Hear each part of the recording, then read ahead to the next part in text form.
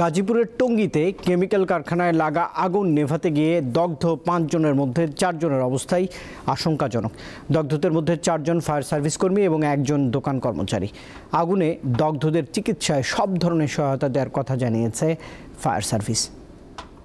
আর একটা বাচ্চা আছে 5 বছরের, আজকে 2-3 দিন জ্বর হয়ে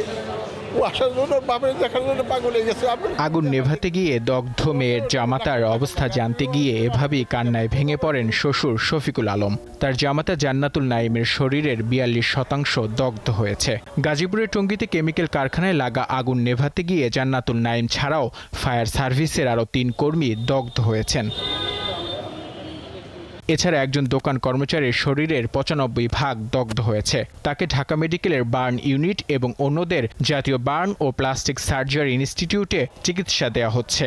সহকর্মীদের এমন অবস্থায় স্তব্ধ ফায়ার সার্ভিসের অন্যান্য কর্মী। চিকিৎসক জানিয়েছেন দগ্ধদের পর্যবেক্ষণে রেখে চিকিৎসা দেওয়া হচ্ছে। 30 ভাগের বেশি পড়লে কিন্তু আমরা তাকে মেজর বার্ন বলি। সাথে যদি ইনহেলেশন ইনজুরি থাকে সেটা আরও সিরিয়াস হয়। তো এখানে কেমিক্যাল বার্নগুলো কিন্তু খুব ভয়াবহ ধরনের বার্ন হয়। ওয়ার্ল্ড ওয়াইড যে প্রোটোকল, একই প্রোটোকলে আমাদের ট্রিটমেন্ট চলছে। ফায়ার সার্ভিস কর্তৃপক্ষ জানিয়েছে দগ্ধদের চিকিৎসায় সব ধরনের সহায়তা করবে সরকার। ফায়ার সার্ভিস এবং সিভিল ডিফেন্সের মহাপরিচালক হিসেবে আমি বলতে চাই, আমরা ফায়ার সার্ভিস এবং সিভিল ডিফেন্স অবশ্যই তাদের পাশে আছি এবং এটা 100% আসি। আমাদের যত ধরনের সহযোগিতা সম্ভব আমরা সেটা করব।